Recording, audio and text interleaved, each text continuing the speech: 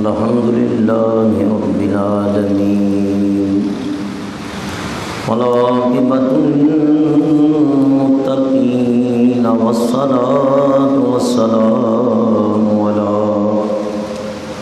سيد الأنبياء والمرسلين ونشهد أن سيدنا وسندنا شفيعنا وشفاء صدورنا قرتنا وقرة عيوننا مطلوبنا مسعودنا وموجودنا ومقصودنا وأعلانا وأولانا ومولانا محمد عبده ورسوله أما بعد فأعوذ بالله من الشيطان الرجيم بسم الله الرحمن الرحيم كلا إذا بلغت التراقي وقيل من راق وظن أنه الفراق والتفت الساق بالساق إلى ربك يومئذ المساق صدق الله العظيم وصدق رسوله النبي الكريم الأمين درود پاک پڑھ لیجیے الصلاۃ والسلام علیک یا رسول اللہ وعلی آلک واصحابک یا حبیب اللہ بآواز بلند الصلاۃ والسلام علیک یا رحمۃ للعالمین وعلی آلک واصحابک یا شفیع المذنبین۔ حمد و ثنا کے بعد جیسا کہ آپ کے علم میں ہے کہ آج کی یہ محفل کا سلسلہ سال ثواب منعقد ہے، دعا ہے اللہ تعالیٰ میری اور آپ سب کی حاضری قبول فرمائے۔ چند گھڑیاں میں اپنے شکستہ الفاظ کے اندر جو آیہ کریمہ تلاوت کی ہے اس کا ترجمہ اور چند تفصیلی فوائد بیان کروں گا، اور دعا ہے کہ اللہ تعالیٰ میرا سنانا اور آپ کا سننا اللہ اپنی بارگاہ میں قبول فرمائے۔ آپ بڑے اطمینان اور سکون سے تشریف رکھیں، بلکہ پیچھے والے حضرات تھوڑے آگے آگے آ جائیں۔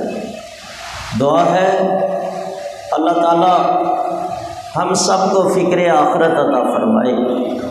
جناب غلام حسین کے لگتے جگر محمد رضوان جو کہ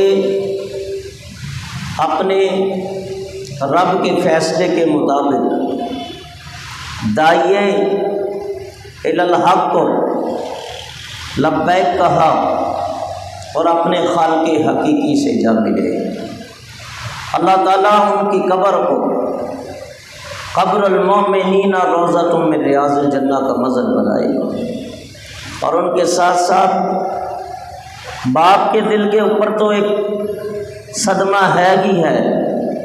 محمد رضوان جہاں اپنے والد کو، والدہ کو، گھر والوں کو سوگوار چھوڑ گئے، وہاں جناب محمد حنیف صاحب، غلام عباس بھائی یہ بھی سوگوار ہیں، اور ہم تمام ان کے صدمے میں شریک ہیں، اور دعا کرتے ہیں اللہ تعالیٰ صبر عطا فرمائے۔ یہ دعا جو کرتے ہیں یا فاتحہ کرتے ہیں یا محفل کرتے ہیں اور گھر میں آتے ہیں، اس کا مقصد یہ ہوتا ہے، جانے والے نے تو واپس نہیں آنا، لیکن دعا کرتے ہیں، ان کے غم میں شریک ہوتے ہیں تاکہ ان کا کم سے کم غم تھوڑا ہلکا ہو جائے۔ تو مسلمان کو مسلمان کے لیے اس لیے رب نے بنایا ہے کہ وہ درد دل بانٹے ہیں۔ درد دل کے واسطے پیدا کیا انسان کو، ورنہ طاعت کے لیے کم نہ تھے کرو بیان۔ کہ فرشتوں نے تو یہ کہہ دیا تھا کہ مولا اس خلیفہ کو کیوں بناتا ہے، نحن نسبحک ونقدس لک، مولا ہم تیری تسبیح کرنے کے لیے، تیری تحلیل کرنے کے لیے، تیری عبادت کرنے کے لیے، تیری بارگاہ میں سجدہ کرنے کے لیے، تیری حمد و ثنا کرنے کے لیے ہم کافی۔ لیکن اللہ نے کیا فرمایا، انی اعلم ما لا تعلمون، فرمایا جو میں جانتا ہوں وہ تم جانتے نہیں۔ تو اللہ کو پتا تھا ان میں کچھ ایسے بھی ہوں گے ناشکرے بھی ہوں گے، کچھ ایسے ہوں گے جو عبادت میں کمزور بھی ہوں گے، کچھ ایسے ہوں گے جو غافل بھی زندگی گزاریں گے، اور کوئی ایسے بھی ہوں گے کربلا کے میدان میں سر سجدے میں کٹوا دیں گے ہیں۔ تو اللہ تعالیٰ کو سارا علم تھا، لیکن فرمایا خوش نصیب وہ انسان ہے جو اپنے رب کو راضی کر لے، اپنے رب کو، بولو اونچی آواز سے، اپنے رب کو راضی کر لے تو وہ شخص کامیاب ہے یہاں بھی اور آخرت میں بھی۔ تو یاد رکھو اللہ تعالیٰ نے موت کو پیدا اس لیے کیا تاکہ تمہیں آزمائے ہیں۔ یہ پہلے بھی پچھلے یوسف بھائی کا جب مثال ثواب کی محفل ہوئی ہے تو اس وقت بھی میں نے بیان کیا تھا کہ اللہ فرماتا ہے کہ میں نے موت و حیات کو پیدا اس لیے کیا تاکہ تمہیں آزمائے، لِيَبْلُوَكُمْ أَيُّكُمْ أَحْسَنُ عَمَلًا، تاکہ رب دیکھے تم میں اچھے عمل کون کرتے ہیں، کون ہے جو رب کے اطاعت گزار ہیں، کون ہے جو اپنے رب کی بارگاہ میں سربا سجود ہوتے ہیں، کون ہے جو راتوں کو اٹھ کے اس کا شکر ادا کرتے ہیں، اس کی بارگاہ میں جھک جاتے ہیں، کون ہے جو اپنے دن رات تلاوت قرآن میں، عبادت میں، بندگی میں گزار دیتے ہیں، اور کون ہے وہ دنیا کا کام کرتے ہوئے بھی اپنے ان کی زبان اللہ کے ذکر سے جاری رہتی ہے۔ ظاہری وہ کام کر رہے ہوتے ہیں دنیا کے، وہ کرنا پڑتا ہے، اس لیے فرمایا کہ رزق حلال کمانا یہ سنت انبیاء ہے۔ اور اللہ فرماتا ہے قرآن کریم کے اندر نبیوں اور رسولوں کو وصیت فرمائی، یہ آج کی جو باتیں ہیں بڑی قابل توجہ ہیں۔ اللہ فرماتا ہے یا ایھا الرسل کلوا من الطیبات، اے رسولوں کی جماعت پاکیزہ کماؤ اور پاکیزہ کھاؤ، کیونکہ رزق حلال کے لقموں میں اتنی برکت رکھی ہے کہ حلال کا ایک لقمہ جو ہے اس کے ساتھ جو سجدہ کرتا ہے تو یاد رکھو ہزارہ سجدوں سے وہ افضل ترین ہے، وہ جو دعائیں نکلتی ہیں وہ دعائیں قبول ہوتی ہیں۔ اور اگر حرام کا ایک لقمہ ہے حلال میں ڈال دیا جائے، یوں سمجھو ایک مثال دے کے بتاتا ہوں کہ ایک من دودھ تو کوئی ایک قطرہ نجاست کا ایسے گر جائے تو آپ اس دودھ کو پیئیں گے؟ نہیں، کیونکہ وہ ایک من ہے بھلے، لیکن ایک قطرہ نجاست کا اس نے سب کو برباد کر دیا۔ تو بلا شک و شبہ یہ مثالیں سمجھانے کے لیے ہوتی ہیں، انسان حلال کمائے، اگر 1 روپیہ حرام کا داخل کر دیا تو وہ حلال بھی برباد ہو گیا۔ اور حلال حرام کے جسم سے اللہ کی حبیب فرماتے ہیں جو جسم ترقی پاتا ہے، پرورش پاتا ہے، وہ حرام سے جو بڑا ہے اس کو جہنم میں جلا کے چھوٹا کیا جائے گا، کیونکہ جنت پاکیزہ ہے، پاک ہے، تو پاک لوگوں کے لیے اللہ نے پاک مقام بنایا۔ دعا کرو اللہ اس پاک مقام ہی میں سب کو داخل فرمائے، اور بھائی محمد رضوان کی قبر کو اللہ جنت کے باغیچوں میں تبدیل فرمائے۔ میرے بزرگوں اور دوستوں یاد رکھو حلال میں بڑی برکت ہے، حرام فرمایا کہ اگر لاکھوں کروڑوں بھی خرچ کر دو اللہ قبول نہیں کرتا، اور حلال کا 1 روپیہ جو ہے وہ حرام کے کروڑ بھی اس کے درجے کو پہنچ سکتے نہیں۔ یہاں غلطی ہے ہماری، یہاں غلطی ہے، بھلے میری بات آپ کو بری لگے، ہم اپنے رزق حلال پہ توجہ نہیں دیتے، پھر روتے ہیں، بیٹا بات نہیں مانتا، بیٹی فرما بردار نہیں ہے، بیوی بس زبان ہو گئی ہیں، طرح طرح کے رونے روتے ہیں، لیکن جہاں غلطی ہو رہی ہے اس طرف ہم تو اس کو سلجھانے کی کوشش نہیں کرتے۔ تو یاد رکھو جب حلال کماؤ گے تو پھر اولاد کیسی فرما بردار ہوگی کہ خلیل اللہ علیہ السلام کہتے ہیں اسماعیل کو، بیٹا میں نے خواب میں دیکھا ہے تجھے ذبح کر رہا ہوں۔ تو بیٹا کیا کہتا ہے؟ یا ابتی فعل ما تؤمر ستجدنی انشاء اللہ من الصابرین۔ اے ابا، آپ نے جو خواب دیکھا اس کو عملی جامہ پہنائے، اس پہ عمل کرے، اور اللہ نے چاہا تو آپ مجھے صابرین میں سے پا لیں گے۔ صابرین میں سے یہ فیضان نظر تھا یا کہ مکتب کی کرامت تھی، یہ فیضان نظر تھا یا کہ مکتب کی کرامت تھی، سکھائے کس نے اسماعیل کو آداب فرزندی۔ اور جب یہ معاملہ ہوتا ہے تو پھر حلال کا اثر یہ ہوتا ہے کہ اللہ کے خوف سے آنسو بھی نکلتے ہیں۔ سبحان اللہ، اللہ کے خوف سے آنسو بھی نکلتے ہیں، انسان استغفار بھی کرتا ہے، اور یہاں تک کہ اس کا دل خوف خدا سے لرزتا ہے۔ صرف دل نہیں لرزتا بلکہ جسم بھی لرزہ بر اندام ہو جاتا ہے، آنکھوں سے آنسو جاری ہو جاتے ہیں، زبان سے اللہ کا شکر ادا ہونا شروع ہو جاتا ہے، دل میں خوف خدا پیدا ہو جاتا ہے، استغفار کی کثرت ہوتی ہے، پھر موت کو بھی یاد کرنے لگتا ہے، گناہوں کو بھی چھوڑ دیتا ہے۔ تو حلال کی کتنی برکتیں ہیں کہ نہیں؟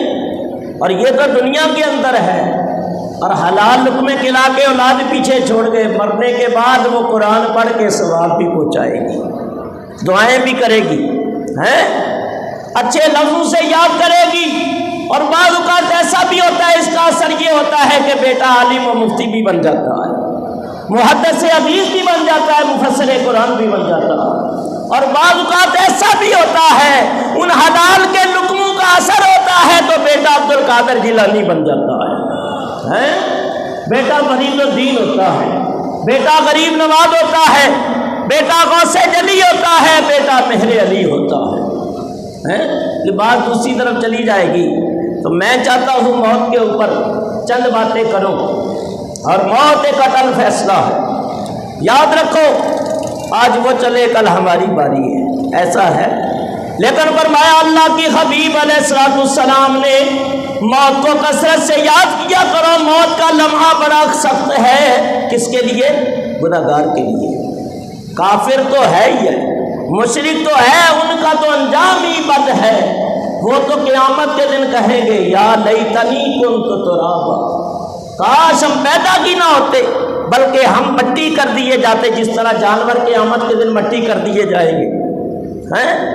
جانور زندہ ضرور کیے جائیں گے، لیکن کسی جانور نے اگر کسی کو سینگ بھی مارا ہوگا نا، کسی کے پیٹ میں زخم کیا ہوگا، تو قیامت کے دن اللہ جانوروں سے بھی بدلہ دلوائے گا کہ مار اس کو، اپنا بدلہ لے لے۔ جب جانوروں کے ساتھ وہ منصب حقیقی ایسا عدل کرے گا تو پھر ہمیں اپنی بھی فکر کرنی چاہیے، سوچ کرنی چاہیے، ہم نے کسی کا حق تو نہیں مارا۔ حضرت مولانا جلال الدین رومی بڑی پیاری بات کرتے ہیں کہ ایک بات ہی اگر آپ نے پلے باندھ لی تو میرا آنے کا مقصد پورا ہو جائے گا، اصال ثواب کا مقصد پورا ہو جائے گا۔ کہا حضرت کوئی نصیحت کریں، کوئی نصیحت کریں۔ اب میں کیا نصیحت کروں، بس اتنا کہتا ہوں کہ محتاط زندگی گزارو کہ کوئی تمہاری اللہ سے شکایت نہ کرے، کوئی تمہاری اللہ سے شکایت نہ کرے۔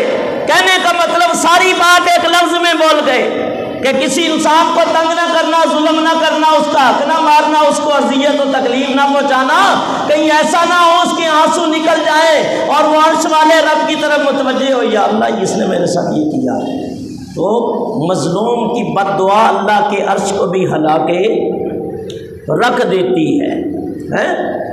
تو یاد رکھو میرے بزرگوں اور دوستوں، اللہ کے پیارے حبیب علیہ الصلوۃ والسلام آپ فرماتے ہیں کسی چیز کی اتنی تکلیف نہیں ہوتی جتنی موت کی ہوتی ہے۔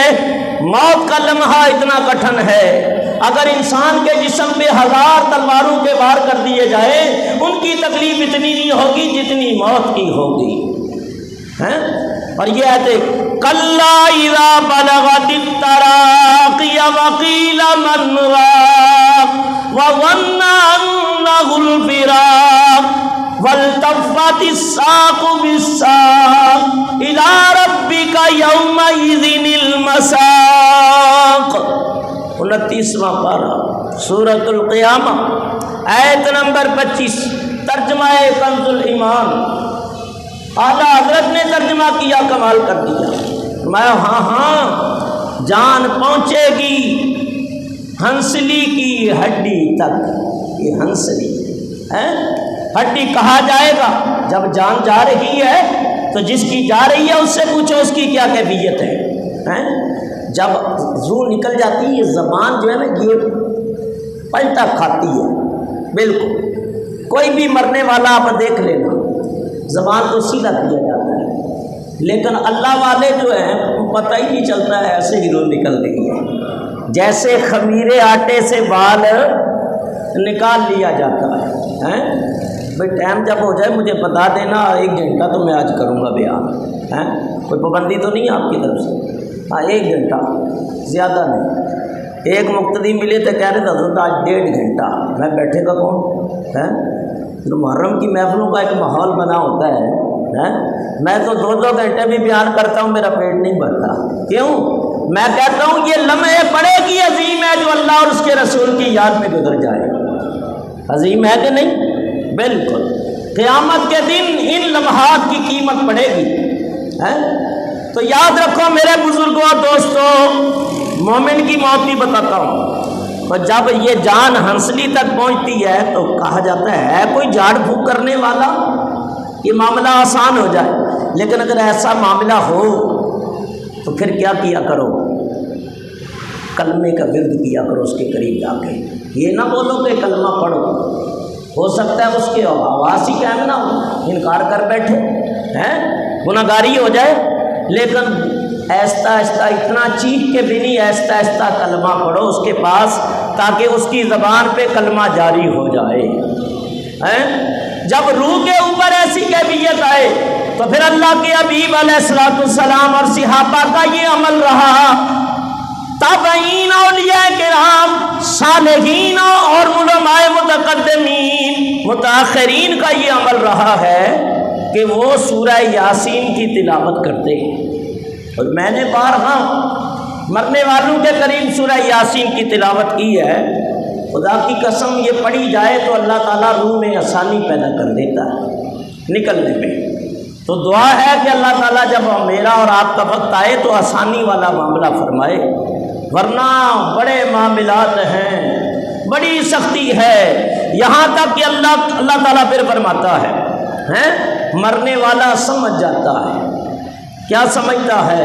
وَظَنَّ أَنَّهُ الْفِرَاقُ، جدائی کی گھڑی آن پہنچی ہے، اور جدائی ایسی چیز ہے کہ اس جیسا کوئی تکلیف دہ عمل کوئی نہیں ہے۔ یہاں حضرت رومی کشمیر نے بڑی پیاری بات کی، وہ کہتے ہیں سنو اور ایمان تازہ کرو، عارفوں کا کلام بھی کلاموں کا بادشاہ ہوتا ہے۔ وہ کیا کہتے ہیں؟ وہ ٹر جاندے اور پیارے جس دے او کیوں رومن تھوڑا او سب دکھا تو وڈا دکھ محمد تے جس دا نام وچوڑا۔ فرما کوئی چیز بھی اتنی تکلیف دہ نہیں ہو سکتی، روح اور جسم اور دل کو اتنی اذیت و تکلیف نہیں پہنچا سکتی جتنا جدائی تکلیف دیتی ہے۔ جدائی تھی تو امام زین العابدین 40 سال تک خون کے آنسو روتے ہیں۔ 18 محرم الحرام کو آپ کا غالب وصال ہے، 20 کو حضرت عاشق رسول حضرت سیدنا بلال کا وصال ہے۔ وہ یمن کے اندر، شام کے اندر حضور کی یاد میں روتے رہتے تھے۔ زین العابدین واقعہ کربلا کے بعد اپنے ابا امام علی مقام کو یاد کر کے روتے تھے۔ سیدہ فاطمہ الزہرا حضور کے وصال کے بعد نبی پاک کو یاد کر کے بڑی ہی روتی تھی۔ حضرت یحییٰ علیہ السلام اللہ کے خوف سے روتے رہے، اور بندہ مومن بھی اللہ کے خوف سے روتا ہے، اور جو روتا ہے وہ بڑا خوش نصیب ہے۔ حضرت امام زین العابدین کی تو حالت یہ تھی، کھانا بھی چھوڑ دیا تھا، پینا بھی چھوڑ دیا تھا، بس چند لقمے، چند گھونٹ ہے۔ بیٹا کہنے لگا امام محمد باقر علیہ السلام ابا روتے ہوئے، آپ کو ہمیشہ روتے ہوئے ہی دیکھا ہے، ہنستے ہوئے نہیں دیکھا۔ توجہ رکھیں، انشاءاللہ آواز آتی رہے گی۔ حضرت امام زین العابدین فرمانے، بیٹا جو منظر میری آنکھوں نے دیکھا ہے اگر تم بھی دیکھ لیتے تو تیری ہنسی بھی چھن جاتی۔ بیٹا میں نے امام علی مقام کو زمین کربلا کے اوپر بے غور و فکر دیکھا ہے، نبی پاک کی آنکھوں کے تاروں کو زمین کربلا پہ بے غور و فکر دیکھا ہے، چمن زہرا کی کلیوں کو زمین کربلا کے اوپر کٹتے ہوئے دیکھا ہے، میں نے چادر تطہیر کو میدان کربلا میں رلتے ہوئے دیکھا۔ بیٹا جو منظر میری آنکھوں نے دیکھا ہے اگر تم دیکھ لیتے تو تیری بھی ہنسی چھن جاتی، قیامت تک تم بھی نہ ہنستے۔ تو یہ رونا، یہ دل کا غمگین ہونا، جسم کے اوپر ایک کیفیت جاری ہونا، آنکھوں سے آنسو جاری ہونا، یہ محبت ہے۔ یہ کیا ہے؟ محبت ہے۔ ہاں، جزا و فضا نہیں کر سکتے، پیٹم پارٹی نہیں کر سکتے، لیکن حضور بھی روئے، آپ امت کی خاطر بھی روئے، عالم ارواح میں بھی امت کو یاد کیا، قبر کی گہرائیوں میں جا کے حضور امت کو یاد کرتے ہیں، غاروں میں روتے ہیں، ویسے بھی امت کو یاد کر کے روتے ہیں۔ اور جب بیٹے ابراہیم علیہ السلام کو دفنایا جا رہا تھا تو حضور کی آنکھیں غمناک ہو گئی تھی۔ صحابہ نے عرض کی یا رسول اللہ آپ بھی؟ فرمایا میں نہیں روتا، میں نہیں روتا، لیکن اولاد کی محبت رلاتی ہے۔ بھائی کی محبت کسی کو رلا رہی ہے، کسی کو باپ کی محبت رلا رہی ہے، کسی کو بیٹے کی محبت رلا رہی ہے، کسی کو کسی کی محبت رلا رہی ہے، لیکن فرمایا یہ اللہ نے رشتے ہی ایسے بنائے ہیں اگر انسان نہ بھی کوئی کرے لیکن جب یاد آتی ہے تو تڑپا دیتی ہے۔ یہ ہمارے اور آپ کے بس میں نہیں ہے۔ فرمایا جدائی والا سمجھتا ہے جدائی کی گھڑی آ پہنچی اور لپٹ جاتی ہے ایک پنڈلی سے دوسری پنڈلی تک، جس دن آپ کے رب کی طرف کوچ کرنا ہے۔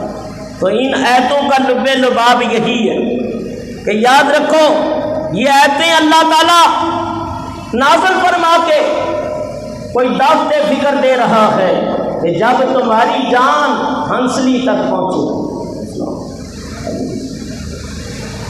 ہنسلی تک پہنچے گی تو پھر ادھر ہاتھ پاؤں ماریں گے، ہے کوئی جھاڑ پھونک کرنے والا، لیکن فرمایا اس وقت اب کسی کا دم بھی کام نہیں آ سکتا۔ تو یاد رکھو اللہ کے حبیب علیہ الصلوۃ والسلام، غور کرو بھائی حضور جیسا کوئی ہو سکتا ہے؟ نہیں۔ میں کہتا ہوں جتنے انبیاء ہیں وہ نفس نبوت میں برابر ہیں، ہاں رسولوں کے اپنے انبیاء کے، ان میں اولو العزم بھی ہیں، کتابیں بھی بہت ساری ان میں 4 بڑی شان والی الہامی ہیں، اسی طرح آسمان میں برج ہیں، بہت سارے آسمان کے طبقے بھی بڑی شان والے ہیں، بہت ساری انبیاء علیہ السلام میں اللہ نے ان کے درجے رکھے۔ تو یاد رکھو حضور جیسا کوئی ہو سکتا نہیں صلی اللہ علیہ وسلم، لیکن وہ بھی اس کیفیت سے 2-4 ہوئے۔ تمام انبیاء نے وصال فرمایا اور اپنے اپنے مزاروں میں جلوہ فرما ہے۔ نبی پاک علیہ السلام جب حضور کا جسم اقدس علیل ہوا تو یہ بڑا ادب کا مقام ہے، بلکہ میں یہ کہتا ہوں کہ موت دامنے مصطفیٰ کے بوسے لینے کے لیے آئی، جسم پہ نقاہت ہوئی تو بیماری بھی آپ کے دامن کو چھونے کے لیے آئی۔ اس لیے حضور علیہ الصلوۃ والسلام نے فرمایا بیماری کو کبھی برا بنا نہ کہا کرو، یہ آتی تو ہے لیکن تمہارے گناہ لے کے چلی جاتی ہے، تمہاری برائیاں لے کے چلی جاتی ہے۔ پاک صاف کر کے بندے کو، مومن کو اللہ دنیا سے کوئی 505 سال بیمار، کوئی 10 سال، کتنا رہا، آخر اللہ اسے پاک کو صاف کر کے دنیا سے نکالتا ہے، کیونکہ اب روح کا بھی استقبال فرشتے کریں گے۔ اب جن جن راہوں پہ یہ روح چلے گی، جن جن مقامات کی منزلیں طے کرے گی اور پھر اللہ کے عرش کے نیچے پہنچے گی، تو پھر اس کو پاکیزہ معاملات اور پاکیزہ ماحول کے اندر لے جایا جائے۔ نبی پاک علیہ الصلوۃ والسلام کا جب دنیا سے پردہ فرمانے کا وقت آیا، حضور 3 دن علیل رہے، بلکہ 15 یا 17 یہ نمازوں کی امامت سیدنا صدیق اکبر رضی اللہ تعالیٰ ایک نماز حضرت فاروق اعظم نے پڑھائی اور صدیق اکبر امامت کے مصلی پہ کھڑے ہوئے، یہاں تک کہ وہ وقت قریب آیا کہ فرشتگان آئے، سبحان، اور فرشتے آئے، جبریل آئے، اسرائیل آئے، دیگر مقربان آئے۔ فرمایا کہ دروازہ جب کھٹکھٹایا تو اندر سے سیدہ نے فرمایا کون ہے دروازہ کھٹکھٹانے والا؟ کہا انا اعرابی، میں اعرابی ہوں، اجنبی ہوں، آنے والا۔ اعرابی کہتے ہیں دور سے آنے والا ہے، اور بدوی کہتے ہیں جو دیہاتی علاقے کے اندر مضافات مدینہ کا رہنے والا، اس کو بدوی کہتے ہیں۔ اعرابی کو کہا آپ چلے جائیں، میرے بابا کی حالت علیل ہے، آپ کل آئیے گا۔ وہ واپس چلے گئے۔ دوسرے دن آگے، آج پھر سلام کیا اور اجازت چاہی، تھوڑی آواز میں آج تھوڑی سی سختی تھی، کہا چلے جائیے بابا ابھی علیل ہے۔ لو میاں 2 دن تک وہ آتے رہے، تیسرا دن ہو گیا، پھر آئے اور پھر دروازہ کھٹکھٹایا۔ حضرت سیدہ فاطمہ الزہرا نے آگے بڑھ کے چاہا کہ آپ کو بولیں کہ واپس چلے جائیں، لیکن نگاہ کی نبوت کھل گئی، نبی پاک نے آنکھیں کھولی اور فرمایا بیٹا فاطمہ کون ہے؟ جانتے تو تھے لیکن پوچھا، حضرت ابا ایک اعرابی ہے، آج 3 دن ہو گئے آ رہا ہے۔ فرمایا بیٹا وہ اعرابی کے روپ دھارے ہوئے آ رہا ہے، وہ آنے والا کوئی عام بندہ نہیں ہے، عام شخص اجنبی نہیں ہے، بلکہ وہ اللہ کا مقرب فرشتہ اسرائیل ہے۔ یہ تو آتا بھی نہیں ہے۔ امام جلال الدین سیوطی نے اشرح الصدور کے اندر لکھا ہے کہ ساری دنیا یہ دسترخوان لگا دیا جائے، آپ کے سامنے طرح طرح کے کھانے رکھ دیے جائیں، پھل رکھ دیا جائے، میٹھا رکھ دیا جائے، تو مہمان کے لیے، کھانا کھانے والے کے لیے، سترے کے اوپر بیٹھنے کے لیے، بیٹھنے والے کے لیے کوئی مشکل نہیں، جہاں سے ہاتھ بڑھائے لقمہ اٹھا لے۔ فرمایا پوری روح زمین اسرائیل علیہ السلام کے لیے ایسی ہی ہے کہ وہاں سے ہاتھ بڑھا کے وہ روح قبض کر لیتے ہیں، لیکن مقرب لوگوں کے ہاں خود بنفس نفیس ان کے اعزاز، عزت اور عظمت کے لیے اللہ کا حکم ہوتا ہے۔ یہ کوئی عام بندہ نہیں ہے، یہ میرا کلیم اللہ ہے، یہ کوئی عام بندہ نہیں ہے، بلکہ میرا خلیل اللہ ہے، اور یہ سبی اللہ ہے، آدم نوح نجی اللہ ہے، عیسیٰ روح اللہ ہے۔ بڑے اعزاز سے لے کے آؤ اور بڑی عزت احترام کے ساتھ۔ عام بندہ مومن جب جاتا ہے تو 500 فرشتے اس کے ساتھ ہوتے ہیں، کتنے؟ 500۔ اب آئے تو حضور نے فرمایا بیٹی دروازے کے کوٹ میں ہو جاؤ، یہ آنے والے نے ہمارا ادب کیا ہے، یہاں کسی سے اجازت مانگی ہے نہ مانگے گا، جہاں چاہتا ہے اللہ کا حکم ہوتا ہے یہ روح قبض کر لیتا ہے۔ پردہ کر لیا گیا، انتظام ہو گیا، اور حضور کے قدموں کے سامنے حضرت جبریل علیہ السلام ہاتھ باندھے کھڑے ہیں۔ اللہ، کتنا ادب ہے دربار مصطفیٰ۔ یہ تو وہ دربار ہے کہ معراج کی رات انبیاء بھی کھڑے ہیں، مرسلین بھی کھڑے ہیں کہ دلدار بڑے آئے، محبوب بڑے دیکھے، دلدار بڑے آئے، محبوب بڑے دیکھے، جو دیکھ کے سبھی ان کے قدموں میں کھڑے دیکھے، جو دیکھ کے سبھی ان کے راہوں میں پڑے دیکھے۔ حضور نے نگاہ نبوت کھولی، فرمایا اسرائیل کیسے آنا ہوا، اے جبرائیل و میکائیل کیسے آنا ہوا؟ عرض کی رب نے بھیجا میرے حبیب کی طبیعت پوچھے، میرا سلام پہنچائیں، حال معلوم کیا؟ کہا اسرائیل قریب آ، قریب آ رہا۔ کہا یہ بتاؤ روح قبض کرنے کے لیے تو نہیں آئے؟ عرض کی رب کا حکم ہے میرا محبوب آنا چاہے تو لے آؤ، میرا محبوب آنا چاہے تو لے آؤ، اور اگر رہنا چاہے تو رہنے دو۔ کہا یہ بات تو ٹھیک ہے میں سمجھ گیا، لیکن یہ بتاؤ میرے رب کی چاہت کیا ہے، میرے رب کی چاہت مرضی کیا ہے؟ کہ رب تو چاہتا ہے میرا حبیب میرے پاس آ جائے۔ سبحان اللہ۔ نبی پاک علیہ السلام، میرے بزرگوں اور دوستوں، حضور نے فرمایا اسرائیل پھر جلدی کر، دیر نہ کر، میرے رب کی چاہت یہ ہے تو میں محمد مصطفیٰ کی بھی یہی چاہت ہے، میں بھی چاہتا ہوں اپنے رب سے ملاقات کروں۔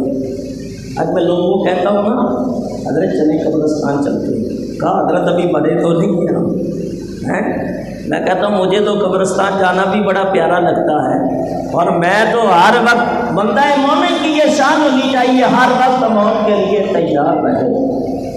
اللہ فرماتا ہے جو میری ملاقات کو پسند کرتا ہے میں بھی اس کی ملاقات کو پسند کرتا ہوں۔ یہ بات کرتا ہوں میں۔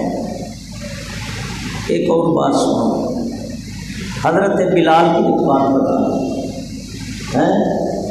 اکثر عیدوں پہ پرانے کپڑے ہی آپ دھو کے پہن لیا کرتے تھے، اور 63 سال عمر پائی ہے حضرت نے،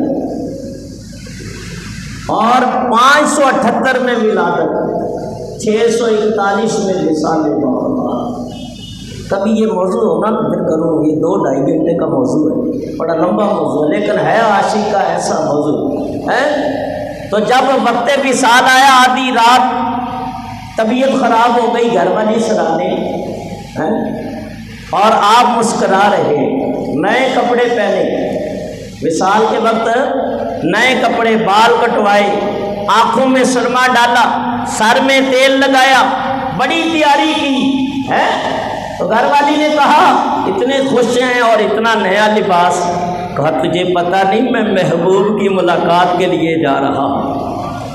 آج حضور سے پچھلے کئی سال ہو گئے ہیں، خدا کا شکر ہے وہ گھڑی آ پہنچی ہے، بس تھوڑی ہی دیر بعد میں قبر کی گہرائیوں میں اتروں گا، حجابات اٹھ جائیں گے، پردے اٹھ جائیں گے، اور نور کا سما ہوگا، اللہ کے حبیب جلوہ فرما ہو جائیں گے، بلال اپنے آقا کا دیدار کرے گا۔ تو یاد رکھو حضور ہر قبر میں آتے ہیں، لیکن پہچان جو ہے وہ عاشق ہی کرتے ہیں۔ ہمارا تو عقیدہ ایمان ہے، اور لوگوں میں نوان ڈرایا، رات قبر دی کالی، میں سنیا اتے اونے وہ جدے موڈے کملی کالی۔ ہمارا عقیدہ اور ایمان ہے حضور آئیں گے، اور یقیناً آئیں گے اور آ کر غلام کی اوپر مہربانی کریں گے، مہربانی کریں گے اور دیدار سے مستفید فرمائیں گے۔ تو جو عاشق ہے دنیا میں ان کو پہچانتا ہے اور کہتا ہے حافظ بلال جیسے مصطفیٰ جان رحمت پہ لاکھوں سلام، شمع بزم ہدایت پہ لاکھوں سلام، یا نبی سلام علیکہ، یا رسول سلام علیکہ، اسے پوچھنے کی ضرورت نہیں ہے، وہ فوراً چہرہ منور دیکھے گا، فوراً کہہ اٹھے گا یہ تو میرے وہی محبوب ہیں جن کا دنیا میں میلاد پڑھتا تھا، جن کی عظمتوں کے گن گاتا تھا، جن کی نعتیں پڑھتا تھا، جن کا ذکر پاک، جن کے معجزات، عادت و اطوار، خصائص کبریٰ سن کر میرا دل وجد میں آ جاتا تھا، میری روح سکون میں آ جاتی تھی، میری آنکھوں سے ان کی محبت اور دیدار کی تمنا آرزو میں آنسو نکل آتے تھے۔ یہی وہی تو مصطفیٰ جان رحمت صلی اللہ علیہ وسلم۔ بہرحال محبوب کی قدر محبوب ہی جانتے ہیں، ہر ایک کو قدر، دعا کرو اللہ کسی پہ قدرے کے ہاتھ نہ چڑھائے۔ حضرت بلال پہ قدرے کے ہاتھ چڑھ گئے تھے امیہ بن خلف کے، اور قدر سیدنا صدیق اکبر کو تھی۔ حضور نے فرمایا تھا ابو بکر کوئی چارہ کرو، بات آئی ہے تو کرتا جاؤں، اس کو بات کو بیان کر کیے بغیر آگے جانے کو دل نہیں کر رہا کہ عاشق کی بات آئی ہے، اور شاید اسی لفظوں کی وجہ سے اللہ ہماری بخشش فرما دے۔ تو آخر خرید لیا، بعد نے علامہ محمد شفیع پاٹھی رحمۃ اللہ علیہ، اللہ جنت میں اعلیٰ مقام کرے، حضرت فرماتے ہیں کہ 12,000 دراہم دیے، بعد نے کہا 40 سقیہ چاندی یعنی 1600 دراہم بنتے، خرید لیا۔ میاں کہنے لگا ابو بکر رضی اللہ عنہ سے کہ آپ بڑے تاجر ہیں لیکن آج دھوکہ کھا گئے۔ کہا کیسے؟ کہا یہ غلام جس کو تو نے خریدا ہے یہ حبشی ہے، وہ عربی ہے، یہ کالا وہ گورا ہے، یہ لکنت والا ہے وہ فصیح اللسان ہے۔ تو یاد رکھو عاشق نے ایسا جواب دیا کہ امیہ ہاتھ کی تلیاں ملتا ہی رہ گیا، کہا نہیں نکمے میں تو پھر بھی فائدے میں ہوں۔ کیوں؟ تجھے پتہ نہیں ہے بلال کون ہے؟ خدا کی قسم کہ میرے مصطفیٰ کی آنکھوں کا تارا، میرے نبی نے فرما دیا تھا ابو بکر کوئی چارہ کرو، میں آج ارادہ لے کے آیا تھا اگر مجھے گھر کی ساری دولت دینی پڑے شام سے پہلے میں قربان کر کے بلال کو خرید لوں گا، میں چھوڑوں گا نہیں۔ تو یاد رکھو کہ اللہ بے قدرے کے ہاتھ نہ چڑھائے، بے قدرے کو کیا پتا، اور کہتے ہیں کہ یوسف نبی اور مصر کے بازار میں بکے سونا چاندی قیمت پڑے، میں کہتا ہوں نہ مال قیمت لگانے والا قدردان تھا، اور نہ عزیز مصر کو حقیقت کا پتا تھا، نہ حضرت زلیخا کو حقیقت کا علم تھا، اور جب علم ہوا تو وہ بھی دامن یوسف کے ساتھ ایسی چمٹی ہے پھر پیچھے ہٹنے کا نام، سب کچھ قربان کر دیا۔ کہا یوسف کا دیدار، نام ان کا ذکر بھی کرتے تو آپ ہیرے جوہرات دیتے، اور اگر قیمت لگانے والے یعقوب نبی علیہ السلام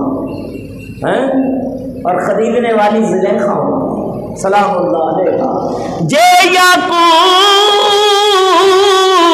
کریں دا قیمت تے مل زلیخا لیندی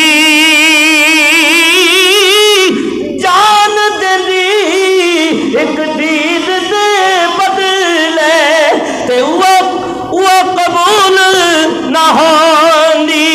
حضرت بلال کہنے حضرت ابو بکر فرمانے لگے امیہ تو کفر کا لباس ہے تیرے جسم کے اوپر، تیری آنکھوں کے اوپر پردے ہیں، تو رنگت کو دیکھ رہا ہے، میں بلال کے دل کو دیکھ رہا ہوں، رنگ تو کالا ہے لیکن دل بڑا نور والا ہے۔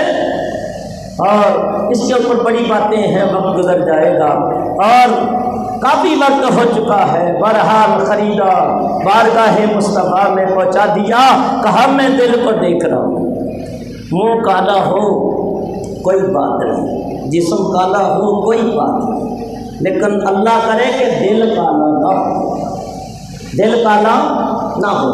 کالا دل قابل ملامت ہے۔ اللہ فرماتا ہے ختم اللہ علی قلوبہم وعلی سمعہم وعلی ابصارہم غشاوۃ ولہم عذاب عظیم۔ فرمایا ہم نے مہر لگا دی ان کی آنکھوں پہ، ان کے کانوں پہ، ان کے منہ کے پردے ڈال دیے، غشاوہ بڑا پردہ، غشاوہ ولہم عذاب، ان کے لیے دردناک۔ یہ بھی دل ہے لیکن کس کا ہے؟ کافر کا۔ پھر فرمایا فی قلوبہم مرض فزادہم اللہ مرضا، ان کے دلوں میں مرض ہے، اللہ نے ان کے مرض کو اور بڑھا دیا۔ یہ کن کے دل ہیں؟ یہ منافقوں کے دل ہیں۔ آگے فرمایا اولئک کتب فی قلوبہم الایمان وایدہم بروح منہ، یہ وہ دل ہیں کہ ہم نے ان کے دلوں میں ایمان کو نقش کر دیا۔ ایک تو نقش لکھنے سے ہوتا ہے، ایک نقش کر دینا ہے۔ جیسے سنار طویل بناتا ہے چاندی کے پترے کے اوپر، بھائی لکھا ہوا تو مٹ جاتا ہے لیکن نقش کیا ہوا نہیں مٹتا۔ اور نقش کرنے والا دل کس کا پترا بنا ہوا ہے؟ مسلمان مومن کا۔ نقش کرنے والا رب کائنات ہے، مٹے کیسے؟ تبھی تو اعلیٰ حضرت عظیم البرکت مجدد دین پروانہ شمع رسالت کچھ عشق و محبت امام احمد رضا فاضل بریلوی رحمۃ اللہ علیہ فرماتے ہیں اور میرا دل چیر کے دیکھ لو، ایک پہ ہوگا لا الہ الا اللہ، دوسرے پہ ہوگا محمد رسول اللہ صلی اللہ علیہ وسلم۔ دو شعر پڑھنے لگا ہوں، تھکے تو نہیں ہوں؟ سبحان اللہ، یہ سبق گھنٹی پڑھا والا یاد رکھا کرو، سبحان اللہ، اور اونچی آواز سے، اور اونچی آواز سے، حبیب خدا کا نظارہ کرو میں دل و جان پر نثارہ کروں میں، اور ایک پری خدا ہو تو ایک پل محمد، ایک پر خدا ہو تو ایک پر محمد، اگر قلب اپنا دوبارہ کرو میں۔ فرمایا حضرت بلال کا دل بڑا نورانی ہے، بڑا چمکیلا ہے، بڑا نور والا ہے، اس لیے کہ نگاہ مصطفیٰ جو پڑ گئی۔ اور حضور فرماتے ہیں پریشان نہیں ہونا بلال، قیامت کے دن تیرے جسم کی سیاہی کے دل بنا کے غران جنت کی ماتھوں پہ لگایا جائے گا، ہے حسن تو والا۔ یہ بات اور طرف چلی جائے گی، دور نکل جائے گی۔ بہرحال حضرت بلال رضی اللہ تعالیٰ کا آخری وقت آیا، تیاری کی کہ محبوب سے ملاقات ہے۔ ہمیں بھی ایسی ہی تیاری کرنی چاہیے۔ وہ تو نگاہ والے تھے، ان کو پتہ چل گیا تھا وقت ہے، ہمیں کیا پتہ ہے؟ لیکن ہمیں تیاری کرنی چاہیے، آخرت کی فکر کرنی چاہیے کہ جانے والے چلے جاتے ہیں، یہ موت کا کارواں چل رہا ہے، چاہتے ہوئے نہ چاہتے ہوئے ایک دن ہم سب نے اس کے اندر داخل ہونا ہے۔ آخری دو باتیں سنو۔ حضور علیہ السلام نے فرمایا کہ مومن کی روح جب نکلتی ہے تو ایسے نکالی جاتی ہے جیسے خمیر آٹے سے بال نکالا جاتا ہے۔ تو وہ صحابی آئے، یا رسول اللہ یہ قرآن ہے، اللہ علامہ ترقیہ فقیل منرا، جب جان ہنسی تک پہنچے ہاتھوں مارے گا انسان، روح بڑی مشکل سے نکلتی۔ تو یہ آپ کہتے ہیں، آپ کا یہ فرمان ہے کہ خمیر آٹے سے بال، آپ نے فرمایا سورہ یوسف پڑھو۔ کیا پڑھو؟ سورہ یوسف پڑھو، جواب مل جائے گا۔ اس صحابی نے سورہ یوسف پڑھی، ایک بار نہیں کئی بار پڑھی، لیکن پھر بھی مسئلہ حل نہ ہوا، پھر آ گئے، جواب نہیں پایا، صبح اوروں سے مشورہ کیا ہیں تو پھر بتایا گیا کہ تم نے دیکھا نہیں ہے، فَلَمَّا رَأَيْنَهُ أَكْبَرْنَهُ وَقَطَّعْنَا أَيْدِيَهُنَّ وَقُلْنَا حَاشَ لِلَّهِ مَا هَٰذَا بَشَرٌ إِنْ هَٰذَا إِلَّا مَلَكٌ کریم۔ سورہ یوسف آیت نمبر ہے 31، 31 ہیں۔ فرمایا کہ جب یوسف علیہ السلام آئے اور انہوں نے دیکھا اس کی عظمت حسن کی قائل ہو گئی، ورفتگی کے عالم کے اندر کاٹ بیٹھی اپنے ہاتھوں کو، بے ساختہ پکار اٹھی، یہ تو کوئی بشر نہیں لگتا بلکہ معزز فرشتہ۔ یہاں کسی عاشق نے بڑی بات کی، ویکھ کے جلوہ بے خود خویا تے ہوش نہ رہی کائی، ناخدی جگہ انگشتاں کٹیاں تے ہاتھ تے چھری چلائی۔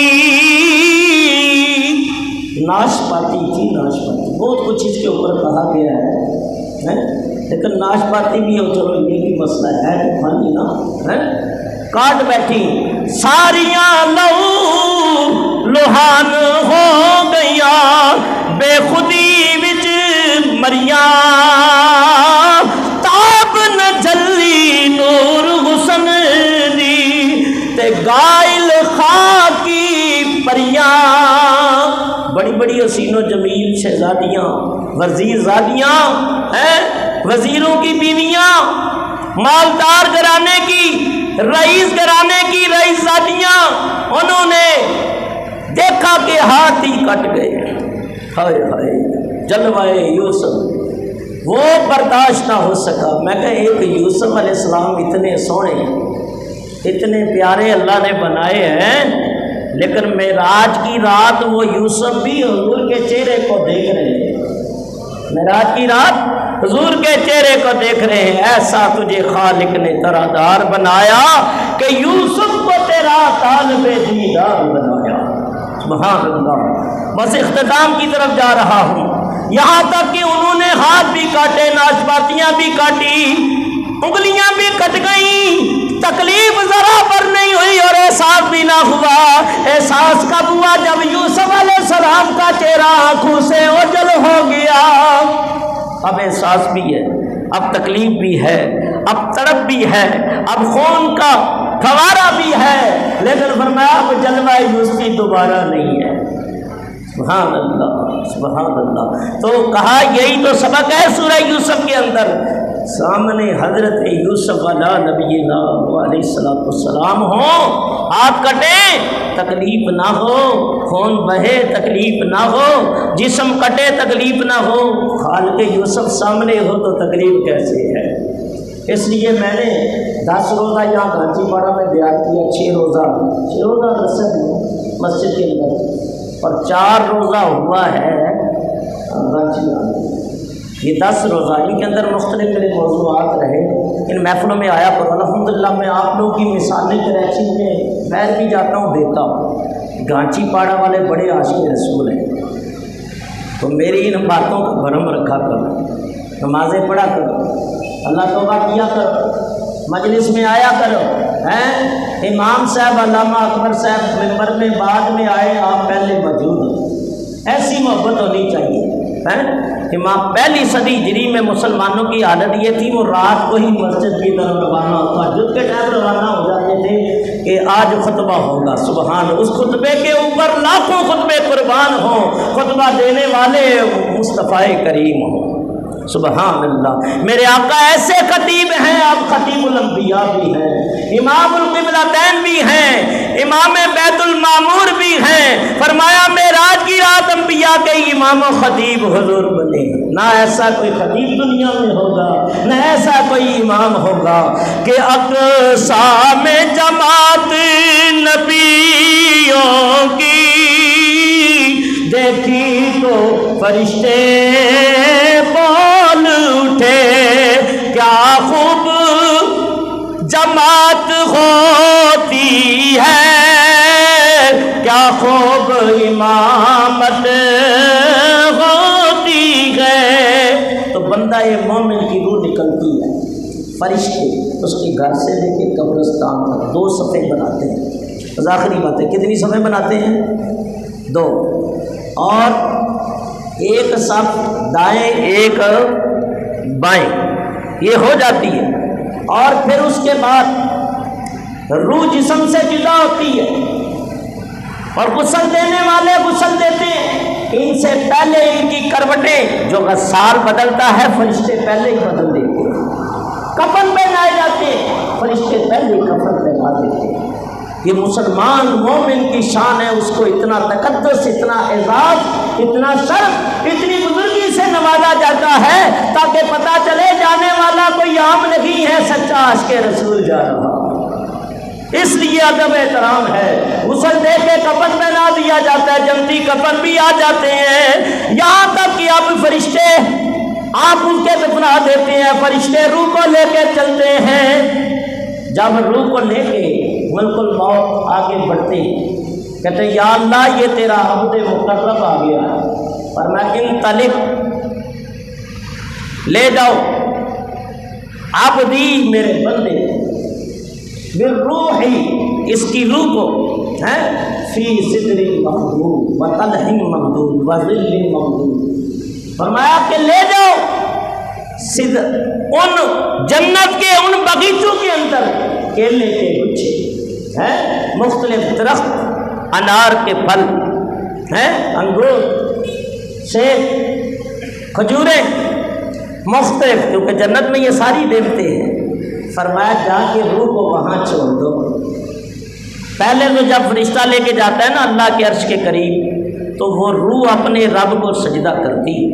حضور فرماتے ہیں بندہ مومن جب انتقال کرتا ہے تو جس جگہ وہ عبادت کرتا ہے بستر وہ بھی اس کے غم میں روتا ہے، اور جس دروازے سے اس کے نیک اعمال چڑھتے ہیں نا 40 دن تک وہ دروازہ بھی اس کے غم میں گریاں نہ ہوتا، روتا. اور جب اللہ کے عرش کے نیچے روح پہنچتی ہے تو اللہ کو سجدہ کرتی ہے. فرشتے اس کے لیے دعا کرتے ہیں بخشش کا، مغفرت کی. اور یہاں تک کہ یہ روح اللہ کی بارگاہ میں سجدہ کرتی ہے. روح جب جسم سے نکلتی ہے، روح کہتی ہے جسم کو تجھے مبارک باٹی ہے، تو نے نیک عمل کیے ہیں نا، جس کی وجہ سے میں بھی سکون میں ہوں. تو نیک تھا تو مجھے بھی سکون مل گیا، اگر تو بد ہوتا تو میں بھی بے سکونی ہوتی.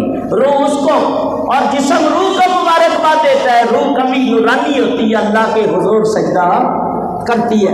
یہاں بھی سجدہ کرتی ہے. قیامت کے دن بندہ مومن ہر عاشق اللہ کو سجدہ کرے گا، اور اس وقت اللہ کا کرم ہو جائے گا. تو میرے بزرگوں دوستوں، موت کو یاد رکھنا چاہیے. اس کے لیے جتنا ہو سکے قرآن پڑھا کرو، کلمہ پڑھا کرو، نفلی عبادت کیا کرو. جس قدر حضور فرماتے ہیں کہ اولاد کے اچھے عمل کی خبر ماں باپ کو دی جاتی ہے کہ تیرا بیٹا دنیا میں نمازیں پڑھتا ہے، روزے رکھتا ہے، حج کرتا ہے، عمرہ کرتا ہے، نیک مجلسیں منعقد کرتا ہے، تو وہ روح خوش ہوتی ہے ماں باپ. اور یہ بھی بتایا جاتا ہے تیرا بیٹا تیری بیٹی بدعمل، تو پھر روح غمگین ہوتی ہے، پریشان ہوتی ہے. تو کم سے کم ماں باپ کو تو میں کہتا ہوں دنیا میں بھی نہیں ستانا چاہیے، دنیا میں بھی تکلیف نہیں دینی چاہیے. مرنے کے بعد کوئی تکلیف دے تو میں کہتا ہوں اس جیسا بے وقوف کوئی، اس جیسا کوئی حماقت والا نہیں. تو یاد رکھو یہ فیصلہ ہے. فاروق اعظم رضی اللہ تعالیٰ قبرستان گئے، ہم کلام ہوئے، جلال الدین سیوطی نے لکھا اور علماء نے لکھا. آپ فرماتے ہیں کہ جب میں قبرستان گیا تو قبرستان والوں سے میں نے بات کی، وہ بات کر بھی سکتے تھے، سن بھی سکتے تھے. اللہ نے ان کو مکان بھی وہی دیے تھے اور نگاہیں بھی وہی دی ہوئی تھی. تو یہاں تک کہ کہا ہے قبر والوں تم تو قبروں میں چلے گئے، پیچھے جو بیویاں چھوڑ کے آئے انہوں نے شادیاں رچا لی ہیں، تمہاری جائیدادوں پہ قبضہ ہو گیا، تمہارے گھروں میں نئے لوگ آ کے بس چکے ہیں. یہ نئی خبریں میں تمہیں تمہارے پیچھے تمہارے پاس لے کے آیا ہوں. تو ندا دینے والا ندا کرتا ہے ہماری طرف سے بھی خود آپ خبریں لے لیں. کہا کہ ہم نے جو نیک عمل کیے ہیں اس کا بدلہ ہم نے یہاں پا لیا. جو اللہ کی راہ میں خرچ کیا ہے اس کا بدلہ بھی ہم نے بڑا ہی پایا۔ تو اللہ کی راہ میں لوگ خرچ نہیں کرتے، خرچ کیا کرو، دل کھول کے خرچ کیا کرو اور اس کا بدلہ اللہ دینے والا ہے، یاد رکھو۔ اور کہا ایک چیز کا ہم نے نقصان اٹھایا، جو پیچھے مال چھوڑ آئے ہیں نا وہ ہمارے کسی کام کا نہیں، ہم نے نقصان ہی اٹھایا ہے۔ بیٹے اولادیں اگر بد ہو جائے شراب میں، زنا میں، گناہ میں کس طرح لگا دیتے ہیں، اور بیٹا اگر عالم دین ہو تو مدرسہ بنائے گا، مسجد بنائے گا، درس قرآن کی محفلیں منعقد کرے گا، درس حدیث کی منعقد کرے گا۔ یہ جیتی جاگتی باتیں ہمارے لیے یہ حجت اور دلیل ہیں۔ اللہ عمل کی توفیق عطا فرمائے۔ تو عباس بھائی، محمد علی، غلام حسین کو اللہ صبر عطا فرمائے اور صبر کا اجر عظیم عطا فرمائے۔ ایک اعلان سماعت فرما دیں، ماہانہ محفل ایت کریمہ سوالہ، یہ ایت کریمہ کا ورد بڑا جم ہے۔ ہمارے بزرگ 2009 میں پردہ کر گئے، قبلہ صوفی غلام محمد چشتی صاحب 93 سال عمر تھی۔ یہ پکا بزرگوں کا وظیفہ ہے، کہتے ہیں گھر میں جب مصیبتیں آ جائیں، تکلیفیں آ جائیں اور کوئی مسئلہ حل نہ ہوتا ہو تو گھر میں بٹھا کے ایک ہی نشست کے اندر بات چیت نہ کریں، بلا کر 11 مرتبہ درود شریف پڑھ کے 1.25 لاکھ ایت کریمہ پڑھیں، جیسی بھی پریشانی ہوگی حل ہو جائے۔ تو یہ ہر مہینے ہوتا ہے، جب لالا معاشر سے کہہ رہے ہیں ہر مہینے ہوتا ہے، تو اس محفل میں آپ لوگ آیا کریں۔ یہ آپ لوگ کی مسجد ہے، اس کو آپ لوگوں نے آباد کرنا ہے، کہنے کی ضرورت بھی نہ پڑے، آپ جاؤ ادھر جاؤ، ذوق و شوق سے آیا کریں۔ تو یہ 1.25 لاکھ ایت کریمہ درود ختم خواجگان چشت سبحان خواجہ غریب نواز رحمۃ اللہ علیہ، اور ان کی چھٹی منائی جاتی ہے، خواجہ کی چھٹی اور ختم خواجگان۔ اور جب ان کا ختم ہوتا ہے سال ثواب ہوتا ہے، ہمارا عقیدہ ایمان ہے کہ خواجہ صاحب نگاہ ولایت بھی کرتے ہیں۔ قبلہ پیر طریقت رابر شریعت حضور قبلہ فقیر معین شہزاد چشتی نظامی الازہری دامت القدسیہ طال اللہ عمرہ و حسن عمرہ، وہ تشریف لاتے ہیں۔ اتنی دور سے ایک بندہ آتا ہے، اللہ کا نیک بندہ، وہ زیارت کیا کرو اور مستفید ہوا کرو۔ اور خواجہ صاحب کی تو محفل سبحان اللہ، بابا فرید فرماتے ہیں جو ان کے سلسلے میں آتا ہے تو نظام الدین اولیاء اس کا نام ایک رجسٹر میں لکھ لیتے ہیں، اور قیامت کے دن حکم ہوگا جو چشتی نظامی صابری کھڑے ہو جاؤ جنت میں چلے جاؤ۔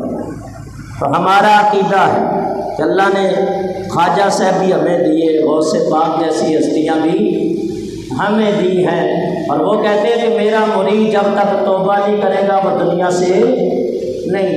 دو شعر پڑھ دیتا ہوں تاکہ ان کی بارگاہ میں بھی سلام عقیدت پیش ہو جائے کہ سارے ولیوں کی گردن جھکائی گئی، مہر ان کے قدم کی لگائی گئی، سارے ولیوں کی گردن جھکائی گئی، مہر ان کے قدم کی لگائی گئی، چاہے ابدال ہو چاہے اوتاد ہو، غوث اعظم کا ہر ایک مداخن ہے، ہو نظر ہم پہ اجمیر والے، ہم بھی منگتے ہیں تیری گلی کے، تیرے لطف و کرم کے سہارے بیت جائیں گے دل زندگی کے، کوئی ہے شمس کوئی قمر ہے قطب دی، کوئی گنجے شکر ہے کہ میرے خواجہ نے کیسے دیے ہیں میرے خواجہ نے کیسے دیے ہیں، چشتیوں کو دیے روشنی پہ، اور نیازی پہ تیری عطائیں چل پڑے رحمتوں کی ہوائیں، صدقہ خواجہ تمہاری چھٹی کا صدقہ خواجہ تمہاری چھٹی کا، سر سے بادل چھٹے اب غمی کے۔ پھر کبھی موقع ملا اور پروگرام ہوا تو انشاءاللہ خواجہ صاحب کے اوپر یہ 2-2.5 گھنٹے کا بیان ہے۔ تو یہ پروگرام ہر انگریزی ماہ کے پہلے جمعے کو ہوتا ہے 2 ستمبر کو انشاءاللہ 2022 بروز جمعہ بعد نماز عشاء پروگرام ہوگا۔ پیر طریقت رہبر شریعت قبلہ معین شہزاد چشتی نظامی نظری تشریف لائیں گے۔ تمام حضرات اس محفل میں شرکت فرما کر ثواب دارین حاصل کریں۔ حافظ محمد بلال سے ملتمس ہوں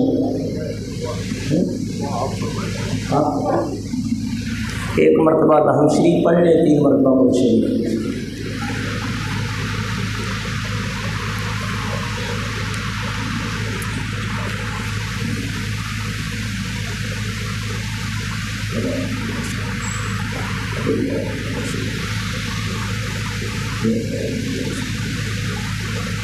اللهم صل على سيدنا مولانا محمد بارك وسلم صلاة والسلام عليك يا سيدي يا رسول الله اللهم ربنا تقبل منا إنك أنت السميع العليم وتب علينا يا مولانا إنك أنت التواب الرحيم اللهم اغفر لحينا ميتنا وشاهدنا وغائبنا وصغيرنا وكبيرنا وذكرنا وانسانا اللهم من أحييته منا فأحييه على الإسلام ومن توفيته منا فتوفه على الإيمان یا رب العالمین۔ اے پروردگار عالم، 2 قرآن پاک کی تلاوت ہوئی، 11 سورہ بقرہ، لاتعداد کلمہ شریف، نعت خوانی، ذکر و بیان ہوا۔ یا اللہ قرآن و حدیث آیہ ربانی کی تلاوت، اس کا ترجمہ، اس کی تفسیر اور تفسیری فوائد بیان ہوئے۔ مولا اپنی بار کا مقبول فرما۔ تمام کلمہ کلام کا ثواب تیرے پیارے حبیب نبی تاجدار انبیاء فخر بنی آدم شافع یوم النشور صلی اللہ علیہ وسلم کے حضور نورانی دربار کے اندر، نورانی سرکار کے اندر ہدیۃ تحفۃ عقیدت نذرانۃ ادبا عاجزا محبتا غلامانہ طور پیش کرتے ہیں، قبول و منظور فرما۔ تمامی انبیاء علیہ السلام، حضور علیہ السلام کے والدین ابوین کریم ہیں، آپ کے ازواج افراد، آل بیت، صحابہ کرام، تابعین، تبع تابعین، مجتہدین اور تمام سلاسل سلسلہ قادریہ، نقشبندیہ، چشتیہ، سور ان کے پیشوا پیران پیر روشن زمین میرا محمدین القادر پیران روح پاک کو پیش کرتے ہیں، حضور فرما۔ تمام اولیاء صالحین والمسلمین مسلمات مومنین مومنات کے ارواح کو پیش کرتے ہیں، قبول فرما۔ 2 قرآن پاک کی تلاوت کا 11 سورہ لاتعداد کلمہ محمد رضوان کی روح کو پیش کرتے ہیں، قبول حضور فرما۔ یا اللہ مرحوم کی بخشش و مغفرت فرما، مرحوم اشرف کی روح کو پیش کرتے ہیں، قبول منظور فرما۔ یا اللہ جنت الفردوس میں مقام علیین عطا فرما۔ یا اللہ بتقاضۂ بشری جو بھول چوک ہو گئی ہو معاف فرما۔ تو اپنے بندوں پہ مہربان ہے، کریم ہے۔ یا اللہ تو اپنے بندے کے ساتھ کرم والا معاملہ فرما۔ یا اللہ قبر کی منزلیں نکیرین کے سوالوں میں آسانی پیدا فرما، آقا کہ جلوے نصیب فرما، قبر کو بقعہ نور بنا، دن حشر کے ان کو ہم سب کو حضور پر نور صلی اللہ علیہ وسلم کی شفاعت نصیب فرما۔ الطاف بھائی کے بھائی کے لیے دعا فرمائے اور بابو بھائی کے لیے بھی دعا فرمائے، اور قاری محمد سعید قاسمی رحمہ اللہ کے لیے اللہ تعالیٰ ان کی بخشش و مغفرت فرمائے۔ یا اللہ جتنے آئے ہیں ان کے گھروں سے، جتنے لوگ دنیا سے رخصت ہوئے، تمام کی روحوں کو پیش کرتے ہیں، قبول منظور فرما۔ مولا ہماری ہمارے والدین حضور نبی کریم علیہ السلام کی تمام امت کی اپنی بخش فرما۔ رضوان مرحوم کے اہل خانہ کو، بھائی غلام حسین، محمد علی، غلام باس اور دیگر اہل خانہ کو صبر اجر عظیم عطا فرما۔ یا اللہ حضرت علامہ محمد اشرف صاحب علم میں، عمر میں برکتیں عطا فرما، ہر عاشق رسول کی حاضری قبول فرما۔ یا الہی بخش دے مصطفیٰ کے واسطے، حبیب کبریا شاہ دوسرا کے واسطے۔ چند کلمات حضرت آپ